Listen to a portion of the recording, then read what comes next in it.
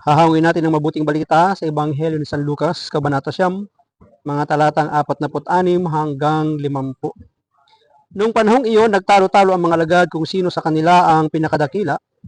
Patid ni Jesus ang kanilang iniisip, kaya tinawag niya ang isang maliit na bata at pinatayo sa tabi niya.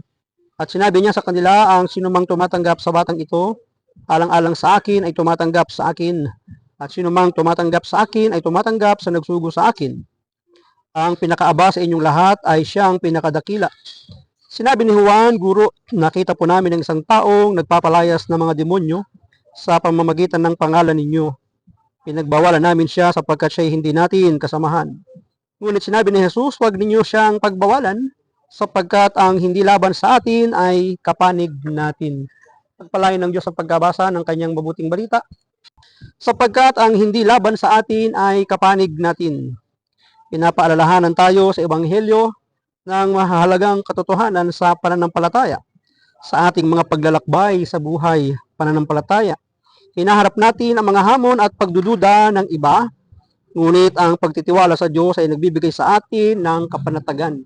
Maaaring ikaw ay isa sa mga sinaway ng mga nagpapakilalang naglilingkod, ngunit huwag kang mag-alala sapagkat ang ginagamit mo ay ang pangalan ng ating Panginoong Hesus at ikaw ay nag-iipon ng mga kaluluwa sa kanyang paanan, kaya't ang pagsama ng Panginoon ay mananatili sa iyo, kaya maging matatag at panatag ka lamang sa Kanya. Kapag sumusunod tayo kay Jesus at naglalakbay sa Kanyang landas, nabibigyan tayo ng lakas at kapangyarihan. Tatandaan po natin na hindi nakakahon ang kapangyarihan ng pangalan ni Jesus sa Kanyang mga disipulong kasama or palaging kasama at sumasama sa Kanya. Maaaring ikaw yung mga sinasabi at tinuturing na hindi kasamahan na nagpapagamit at nakagagawa ng himala at kababalaghan, sasamahan ka rin ng ating Panginoon. Ito ay paalala na hindi tayo nag-iisa. Sa bawat hakbang, may mga taong sumusuporta at nagmamahal sa atin. Sila ay bahagi ng ating paglalakbay patungo sa kaharian ng Diyos. Sa kanilang presensya at tulong, nararamdaman natin ang biyaya ng Diyos na nagpapahayag ng kanyang pagmamahal at pangangalaga. Kaya sa gitna ng mga pagsubok at pagtutol, tayo ay patuloy na malakas at matapang dahil hindi tayo nag-iisa. Totoo yun, hindi ka nag-iisa. Sa pagtanggap, ang Diyos at ang kanyang mga tagapagtaguyod ay laging nariyan para sa atin. May gagamitin ng Panginoon para tapikin ang balikat mo at sasabihin, ipagpatuloy mo lang yan. Hindi man literal na bababa ang Panginoon para kausapin at sabihan ka, ngunit may mga gagamitin ng Panginoon para sabihin, ipagpatuloy mo ang pag-iipon sapagkat yan ang ibig ng ating Panginoon. Sa pagtanggap natin sa kanilang tulong at pagmamahal, nagkakaroon tayo ng lakas at pag-asa sa ating pananampalataya.